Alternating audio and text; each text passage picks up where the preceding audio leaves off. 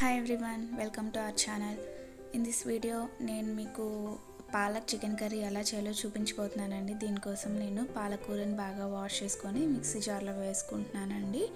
అలాగే నేను ఇక్కడ 3 పచ్చిమిర్చి తీసుకున్నాను. అండ్ అలాగే నేను 1 ఇంచ్ దాల్చిన చెక్క, అలాగే 3-4 లవంగాలు తీసుకున్నాను. అలాగే ఇక్కడ 1 స్పూన్ పంచదార వేసానండి. పంచదార వేయటం వల్ల పాలకూర కలర్ చేంజ్ అవ్వకుండా ఉంటుంది. మనం అలా పేస్ట్ చేసుకొని ఇప్పుడు నేను స్టవ్ మీద ప్యాన్ పెట్టుకొని ఇందులోకి ఆయిల్ వేసుకున్నానండి. అలాగే 1 స్పూన్ గీ కూడా వేసుకున్నాను. ఇప్పుడు ఇందులోకి జీరా యాడ్ చేశాను. అలాగే 1 మీడియం సైజ్డ్ ఆనియన్ని ఇలా కట్ చేసుకొని వేసుకుంటున్నానండి. ఇది కొంచెం ఫ్రై అయ్యేంత వరకు వేయించుకోవాలండి. ఇప్పుడు నేను ఇందులోకి అల్లం వెల్లుల్లి పేస్ట్ యాడ్ చేశానండి. సో అల్లం వెల్లుల్లి పేస్ట్ ఇంకా ఆనియన్స్ బాగా వేయించాలండి. అల్లం వెల్లుల్లి పేస్ట్ పచ్చివాసన పోయేంత వరకు మనం ఇది వేయించుకోవాలండి. సో ఈ విధంగా వేగిన తర్వాత నేను ఇందులోకి నేను 1 టమాటాని కట్ చేసుకొని ఇందులోకి యాడ్ చేసుకుంటున్నానండి. క్వాంటిటీని బట్టి, చికెన్ క్వాంటిటీని బట్టి మనం తీసుకోవాలండి. సో ఇప్పుడు దీనిపైన మూత పెట్టి టమాటాలు మెత్తగా అయ్యేంత వరకు ఉడికించాలండి. సో ఇక్కడ టమాటాలు అయితే బాగా మగ్గాయి, ఇక్కడ చూస్తున్నారు కదా. సో ఈ విధంగా అయిన తర్వాత నేను ఇందులోకి 2 spoons of dhania powder add చేశానండి. అలాగే 1 స్పూన్ కారం యాడ్ చేశాను. అండ్ కొద్దిగా పసుపు యాడ్ చేసి మసాలా అంతా బాగా మిక్స్ అయ్యేలాగా కలుపుకుంటున్నానండి.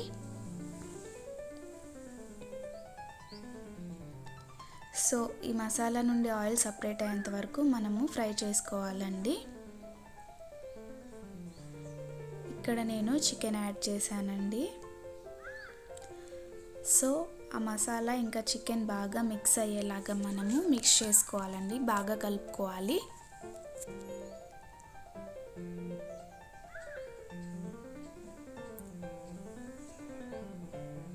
ఇక్కడ నేను సాల్ట్ యాడ్ చేసుకుంటున్నాను. అలాగే కొద్దిగా జీరా పౌడర్ కూడా యాడ్ చేసుకొని బాగా మిక్స్ చేసుకుంటున్నానండి.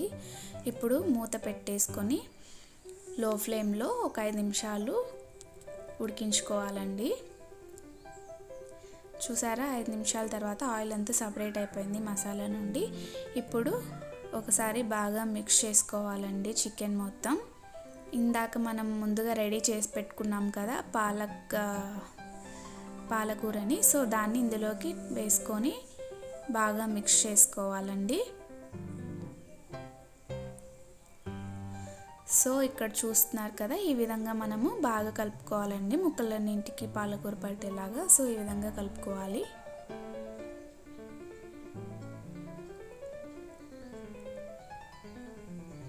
ఇప్పుడు మూత పెట్టుకొని మరొక 10 నిమిషాలు మనము దీన్ని లో ఫ్లేమ్లో ఉడికించుకోవాలండి. సో 10 నిమిషాల తర్వాత చూస్తే ఇలా ఉడికింది. సో నేను ఇప్పుడు దీంట్లోకి కొద్దిగా వాటర్ యాడ్ చేస్తున్నానండి.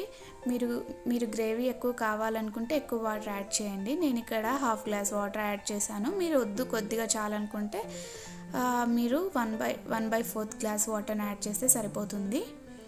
అండ్ ఇలా ఇప్పుడు నేను ఇందులోకి 1/2 స్పూన్ గరం మసాలా యాడ్ చేసి బాగా మిక్స్ చేసుకొని మూత పెట్టుకొని ఉడికించుకోవాలండి.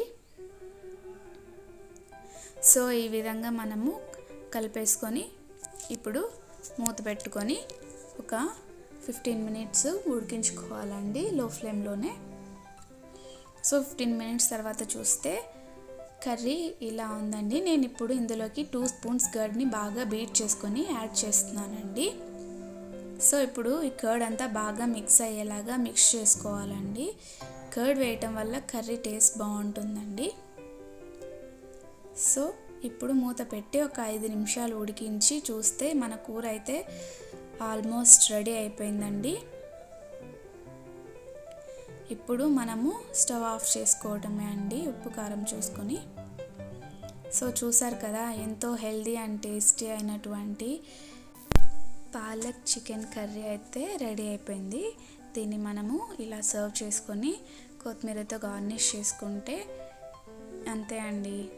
చూసారు కదా, ఈ రెసిపీ మీకు నచ్చినట్టయితే లైక్ చేయండి, షేర్ చేయండి. అలాగే మీరు కూడా ట్రై చేసి రెసిపీ ఎలా వచ్చిందో కమెంట్ చేయడం మర్చిపోకండి. మన ఛానల్ని సబ్స్క్రైబ్ చేసుకోవడం మర్చిపోకండి. Thank you for watching.